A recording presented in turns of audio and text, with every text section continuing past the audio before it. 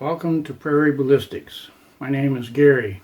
Today I'm going to do a short video describing the Uberti Silverboy 22 long rifle lever action. It holds 15 rounds including the one in the chamber, and it will only take 22 long rifle. It has a 19-inch barrel, a nice plastic butt, walnut stock and forearm, chrome plated receiver,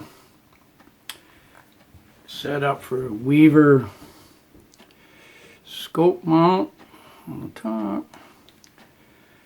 It's got a simple little rear sight, no adjustment there really.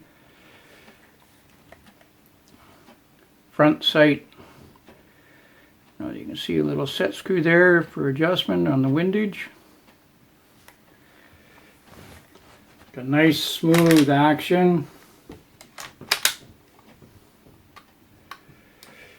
And for safety, it's got the half cock.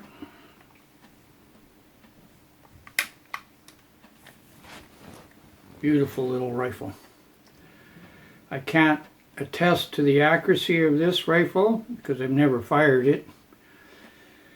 I have a few rifles in my collection that I've never fired, and for now this is one of them.